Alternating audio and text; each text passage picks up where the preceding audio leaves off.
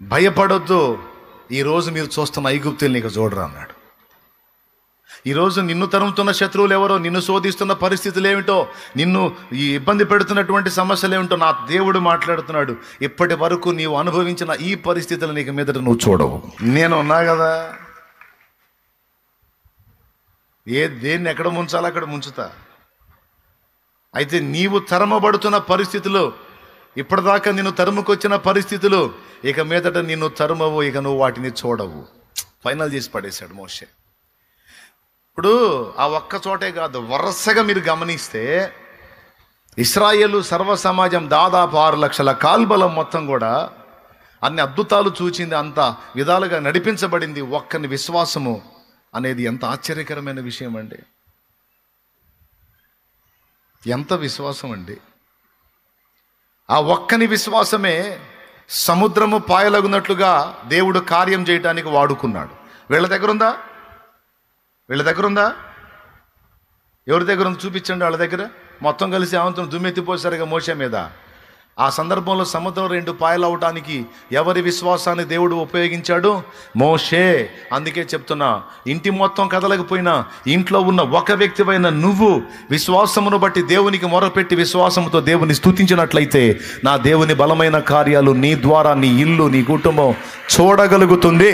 కానీ నేను చెప్పే మాటలు తేలిగ్గా తీసుకొని ఏముందిలే అనుకుంటే మీ కర్మ. సీరియస్గా తీసుకుంటే మాత్రం ధన్యులవుతారు. ఖచ్చితంగా చాలా విషయాల్లో దీవించబడతారు. ఒకరి విశ్వాసము, విశ్వాసం ఏం చేసిద్ది ముందు చెప్పండి?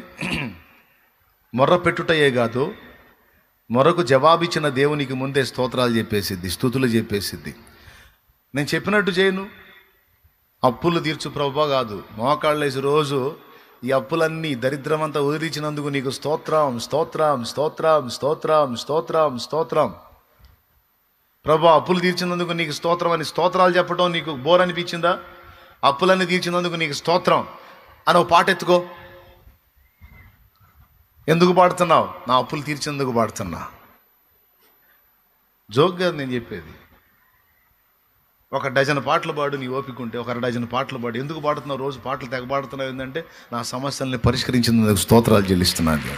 ఏడ పరిష్కారమైనా ఆయనే రా బాబు, ఆయనే, అంతే.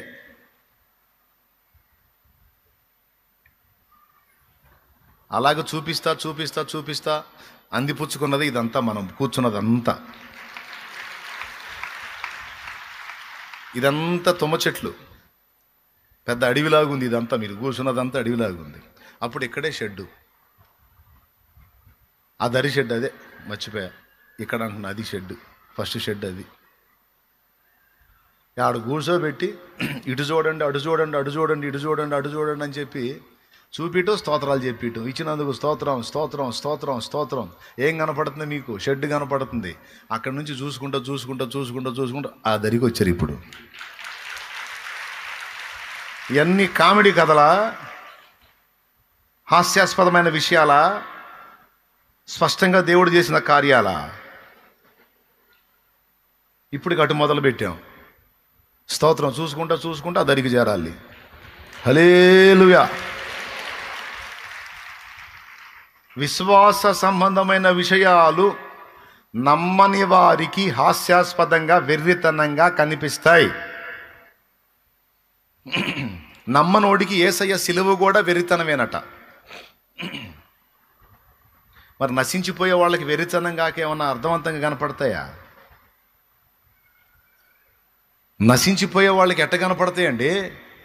అవిశ్వాసులకి మన ప్రయత్నాలు, మనం వ్యక్తపరిచే స్పందనలన్నీ పిచ్చితనంగానే కనపడతాయి. పరిస్థితి మొత్తం విషమించుకుపోయినా కూడా ఏం కాదు, నా దేవుడు సాయం చేస్తాడు. ఇంకేం సాయం చేస్తాడు? అంతా మునిగినా సరే దీనికి 2 మళ్ళా కార్యం చేసి నన్ను నిలబెట్టగలుగుతాడు నా దేవుడు అని నువ్వు పలుకుతుంటే వినేవాళ్ళకి, అవిశ్వాసులకు ఒళ్ళు మండిపోతూ ఉంటుంది. కానీ చెప్పనా, నువ్వు నమ్మిందే జరిగిద్ది. కాకపోతే కొంచెం టైం తీసుకోవచ్చు. వస్తువు రెడీ కావడానికి, నువ్వు అనుకున్న కార్యాలు ఒకటొకటిగా కొలికి రావడానికి కొంచెం టైం తీసుకోవచ్చు. కానీ ఒకటి గుర్తుపెట్టుకో, నువ్వు విశ్వసించింది గెలిచిద్ది, నువ్వు నమ్మిందే జరిగిద్ది.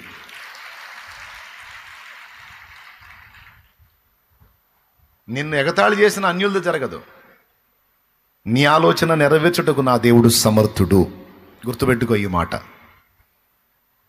ఎంతమందికి విశ్వాసం ఉంది? ఇప్పుడు నేను చెప్పిన మాట మీద నమ్మకం ఎంతమందికి ఉంది?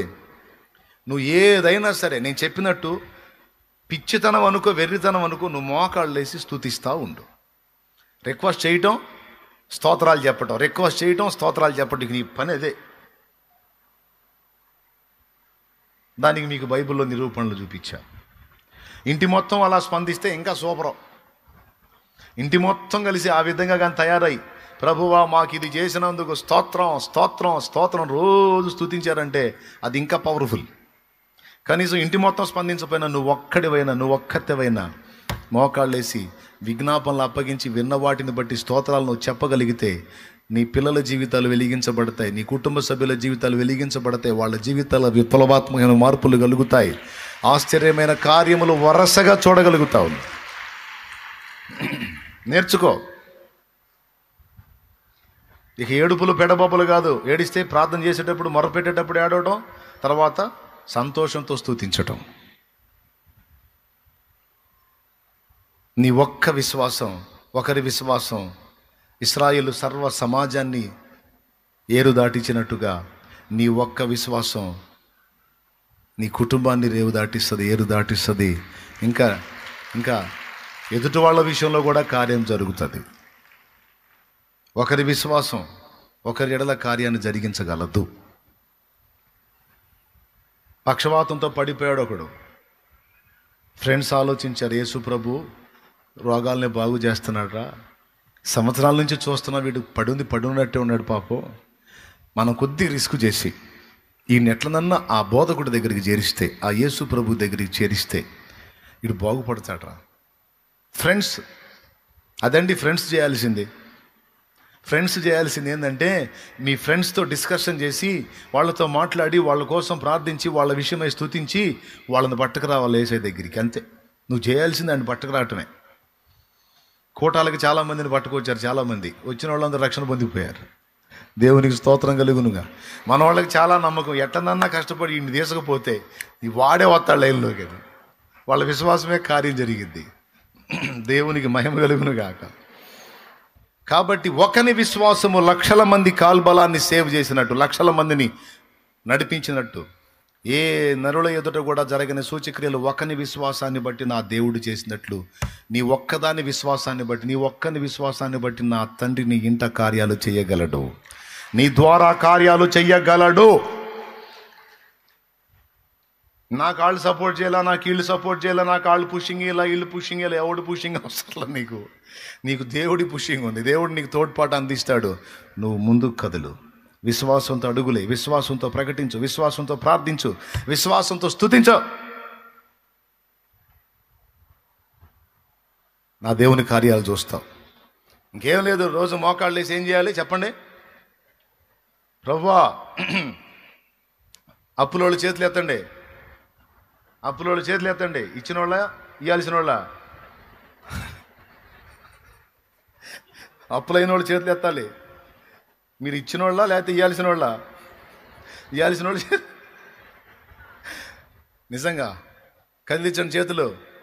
ఒక్కళ్ళన్నా ఖాళీ ఉన్నారని చూడండి. అందరూ అప్పులు సరికి ఏమండి, ఏమన్నా న్యాయం అయితే? నేను చెప్తున్నా, నా మాట వినండి, నేను చెప్పినట్టు చేయండి. ఇక రోజు మోకాళ్ళు వేయటం, అప్పులు తీర్చాయి అడగటం కాదు. ఏం చేస్తారో చెప్పండి ఒక మొక్క. అప్పుడు నీ పక్కన ఎవడన్నా వచ్చి అడిగాడు అనుకో, ఏంది తీర్చినందుకు స్తోత్రం అంటున్నావు, తీరినీయా అన్నాడు అనుకో, అప్పుడేం చెబుతావు? తీరినీరా, తీర్చాడు నా దేవుడు. అప్పుడు వాడు అనుకుంటాడు, అప్పులు ఎక్కువై మైండ్ కూడా పోయింది వీడికి. మొన్నటి దాకా బాగానే ఉన్నాడు, తెలివిగా మాట్లాడాడు, ఒక్కళ్ళు కూడా అప్పు కట్టలేదు, తీరిపోయింది అనేది పిచ్చోళ్ళలాగా మాట్లాడుతున్నాడు. ఏం చేద్దాం, అప్పులు ఎక్కువైతే మరి మెంటలు కూడా వచ్చింది వీడికి మెంటలు ఎక్కింది, ఆ అమ్మాయికి మెంటలు ఎక్కింది, తెలియదండి నీకు, అప్పులన్నీ తీరిపోయినాయి, స్తోత్రం స్తోత్రం అంటుంది, పోయింది పాపం అనుకుంటారు, ఖచ్చితంగా అనుకుంటారు. అనుకోని నువ్వు మాత్రం అదే పని చేయి. రోజు పొద్దున్నే లేవటం, ఇంకా నీకు అవకాశం ఉంటే తెల్లవారుజాము 3ంటికి లేవు, ఎటు కూడా నిద్ర పట్టదుగా అప్పులుంటే. స్తోత్రం. నిద్ర పట్టదు, ఎవడొచ్చి గోల్ చేస్తాడని భయం పడుతుంటుంది. కాబట్టి ఎటు కూడా నిద్ర పట్టదు. కాబట్టి తెల్లవారుజాము 3ంటికి లేవు, మోకాళ్ళి, ప్రభువా నా రుణములన్నీ తొలగించి నా పాప రుణమును తీర్చడానికి ప్రాణం పెట్టిన నీవు ఈ భౌతికమైన రుణములను మరి నిశ్చయముగా తీర్చుదువు కదా. తీర్చినందుకు నీకు స్తోత్రం, స్తోత్రం, స్తోత్రం, స్తోత్రం. చెప్పు, ఎన్నిసార్లు చెబుతావు చెప్పు. ఏంది అంత బాగా చెబుతున్నారు? ఎలుగెత్తి చెప్పండి. మరి ఇందాక ఎటుపోయారు? చెప్పు, గట్టి చెప్పు. తీర్చినందుకేనా? తీర్చమైనా తీర్చినందుక? అది ఏదైనా అంతే. మార్చినందుకు. కఠినాత్మలను కూడా మార్చగలిగిన దేవుడు నా దేవుడు. కఠిన హృదయ పాషాణ హృదయాలను కూడా బ్రద్దలు కొట్టగలిగిన దేవుడు. అయితే విశ్వాసం కావాలి. విశ్వసించి దేవుని సన్నుతించే వాళ్ళు కావాలి, దేవునికి మొర్ర పెట్టేవాళ్ళు కావాలి. ఈ నలుగురు కలిసి ఆ స్నేహితుడిని తీసుకొని యేసు ప్రభు దగ్గరికి తీసుకెళ్లారు.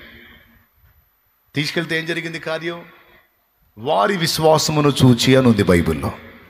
ఆ తీసుకొచ్చిన వాళ్ళ విశ్వాసాన్ని ప్రభు చూచి, బా ఎంత మంచి స్నేహితులురా, వాడు అలా పడి ఉండటం ఇష్టం లేక వాడిని బాగు చేయాలని తీసుకొచ్చి నా ముందు తీసుకొచ్చారని వారి విశ్వాసాన్ని చూచి వీని పాపాలు క్షమించి వాడిని స్వస్థపరిచి పంపిస్తాడు యేసయ్య.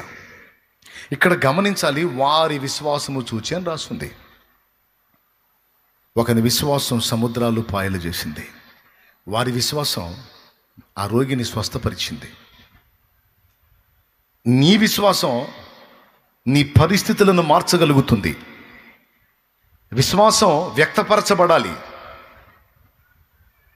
నీకు తెలుసా, విశ్వాసం సాహసాలకు పూనుకునిద్ది, రిస్క్ చేసిద్ది. విశ్వాసం నా దేవుడు నాకు చేసిన సాయం చెప్తున్నా. విశ్వాస విషయంలో నాకు ఇచ్చిన బలాన్ని చెప్తున్నా. మీటింగ్ పూనుకున్నామా? అంతమంది ఆత్మల రక్షణ కార్యం ఉందని నాకు తెలియదు. నీకు తెలుసా? రక్షింపబడాలని ప్రార్థన చేశాం. అది తలపెట్టిన దగ్గర నుంచి దాడులు స్టార్ట్ అయినాయి నా మీద. మానసికంగా టార్చర్, పిల్లవాడికి ఈ విరగటం నయం, ఇంకా అసలు ప్రాణ ప్రమాదం తప్పింది. తడవకిద్దరు పడుతున్నారు, ఫోన్ వస్తుంది. ఇది కావాలని పడ్డట్టుంది. ఒక్కొక్కడు పోయి ఇందాక ఒకడు సాక్ష్యం చెప్పాడు ఇక్కడ. ఏమండి, ఇప్పుడు ఎత్తు స్టాండ్ ఉందండి, ఇద్దరు ఒక పక్క ఎక్కొచ్చా? ఇద్దరు ఒకే పక్క ఎక్కొచ్చా? నన్నేం చేయమంటే ఇట్లాంటి పనులు చేస్తుంటే? ఇప్పుడు అట్లా ఎక్కారు వాళ్ళు, ఇద్దరు పడ్డారు. దేవుని మహాకృప కాపాడింది కాబట్టి ఏం లేదు, కానీ లేకపోతే ఎట్లుంటుందండి? ఇట్లా జరుగుతున్నాయి, యాక్సిడెంట్స్ అవుతున్నాయని ఇక్కడ నుంచి నడక మొదలుపెట్టి ఇక్కడ బయలుదేరా, ఆ పురుషోత్తపట్నం దాటేసరికి వాళ్ళు పడ్డారు. మొత్తం మీద 12 పడ్డారండి. పవన్ గారి దగ్గర నుంచి మొదలు పెట్టుకుంటే అంతమంది పడ్డారు. దేవుని మహాకృపను బట్టి ఆ పడ్డ వాళ్ళందరికీ ఎవరికి ఏం కాల. కానీ నాకు మానసిక క్షోభ, మెంటల్ టార్చర్, ఒత్తిడి ఎలా అనిపిస్తుందో తెలుసా? అసలు తడవకు ఒకడు పంచర్లు వేసుకొని వస్తున్నాడు, నా వల్లేగా ఇదంతా, ఈ కోటాలు ఒకటి గావించబట్టాక ఇదంతా, ఈ కోటాలు పెట్టకపోతే ఎవడికి ఏది అబద్ధగలతో నాకు ఈ టెన్షన్ ఉండదుగా, ఎందుకు వచ్చిన రిస్క్ ఇది? కోటాల ఇందాక టెన్షన్, ఎవడికి ఏమైద్దో, నిదానంగా పోండ్రంటే పారు, బైక్ ఎక్కిన దగ్గర నుంచి ఒకడికి దయ్యంగా పోండిరా, జాగ్రత్తగా పోండిరా, మీరు మొఖాలు పగలు కొట్టుకొని నాకు మెంటల్ టెన్షన్ ఎందుకురా, దేవుడికి అవమానంరా, చిన్నగా పోండ్రంటే ఒక్కొక్కడు బైక్ ఎక్కితేనే ఆపలేము, నా కారు ముందు రుర్రు పోతూ ఉంటాడు, ఆడికి పోతున్నాడు, ఫాలో చేయండి అంటే కోటాలకి పోతున్నాడు. నేను ఒట్టు పోయేవాడు ఒకడు పోతాడు, మళ్ళీ భార్య ముందు ఇద్దరు వెనక ఒకళ్ళు మొత్తం వేసుకొని ఎట్టబోతున్నాడు. వాడు పోయే విధానం చూసి నాకు టెన్షన్ వచ్చింది. పక్కకు పోయి కారు ఆపితేనే వందనాలు అన్నయ్య అంటుండే. నువ్వు ఏ జన్మ ఎత్తావరు, నువ్వు మనిషివేనా, అసలు ఏంది అట్ట పోతున్నావు, ఏంది అంత అనబోయి అర్థం దించితేనే వందనాలు అన్నయ్య అంటే, వందనాలయ్యా చిన్నంగా బో ఏం అనలేంగా. అదేమిటి వందనాలు. తమ్ముళ్ళు అండి బైకులు వేసుకుని ఎట్ట పడితే అట్ట పోతుంటారు, డేంజర్ కదా. నాకు ఎందుకు అసలు ఈ టెన్షన్ అంతా? అస్సలు అమ్మ ఎంత టెన్షన్ అంటే, పరీక్ష అంటే నన్ను బ్రేక్ చేయాలని. కానీ ఎన్ని దాడులు జరిగినా, ఎన్ని నిరుత్సాహపు మాటలు వినపడినా ఒకటే పట్టు, నేను నీ యందు విశ్వాసం ఉంచా, ఏం చేస్తావో చెయ్యి. ఇంత సఫర్ అవుతున్నానంటే, 20 రోజులు అన్నం తినలా, మళ్ళీ నా దేహం మీద దాడి.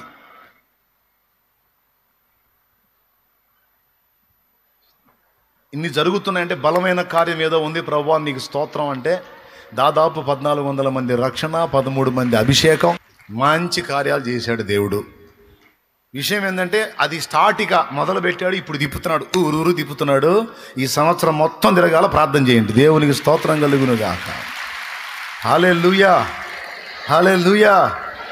తిరుగుతానే ఉండాలి యేసునామములో. బలం నా దేవుడి వల్ల ఊరూరు నా తండ్రి నామాన్ని ఊరేగించాలా.